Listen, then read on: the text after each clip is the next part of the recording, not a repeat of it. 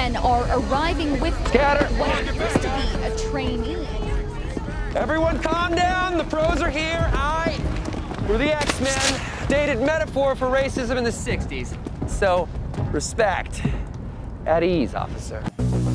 So, I'm seeing a lot of claims that the X-Men are woke and always have been. Let's examine that. But before we do, remember to hit that like button and smash that bell. Hit that like button, smash that subscribe. You know what to do. Smash, smash, smash!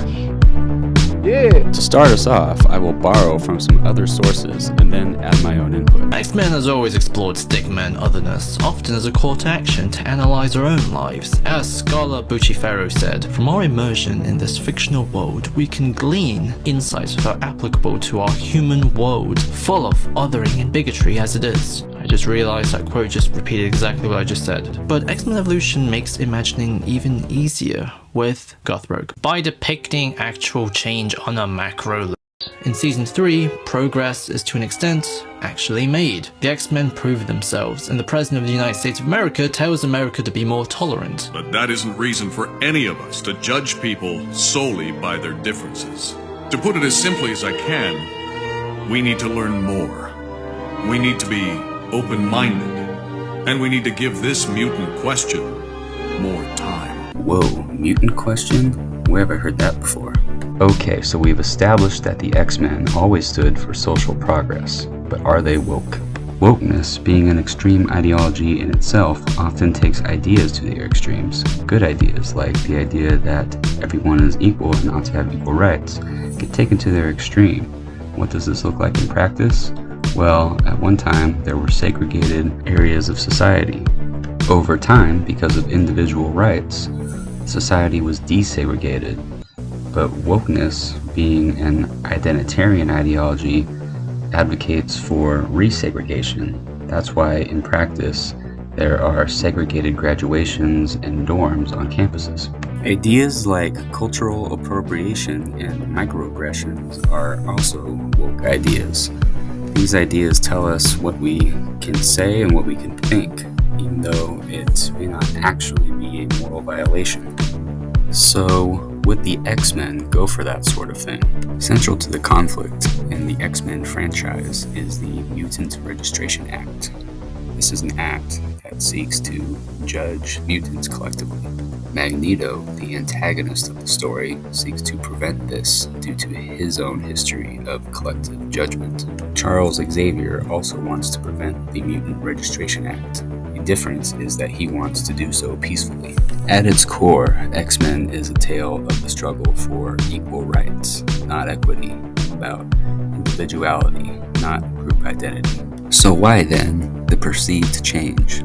The answer is due to a change in our shared sense of justice. When we assess racism as a structural phenomenon, we're actually looking at groups of people. We're looking at communities. We're not looking at individuals. Notice she's blind. We'll get back to that. This change is obviously apparent if you look at the X-Men of old compared to the X-Men of today. In the X-Men of old, the value of the individual is upheld. One perfect example is with Nightcrawler and Mystique, two mutants who look different and are often ostracized even among mutants. Nightcrawler's story mirrors the story of Moses, an unwanted baby who was still valued by God, being dropped in a river and defying society's expectations. Mystique and Nightcrawler foil each other in how they react to the cards they were dealt in life. I suppose you hate me for that. No, but I am sad for you. Sad? You want to talk about sad? I am a shapeshifter, an outcast, even among mutants trusted by no one. I don't have a life of my own. I just steal little bits from other people's lives. But that's how I survive. So there's your truth, son. I didn't want you. Still sad for me. I will beg God to bestow His grace on me, so that I may learn to forgive you. Then I will ask Him to bestow His grace on you, so that you might forgive yourself. Another example is Charles Xavier compared to Magneto. Two friends with different philosophies on how best to overcome their circumstances. Magneto is haunted by his childhood trauma of being judged by a group identity. Magneto's inability to forgive is what makes him a vengeful person.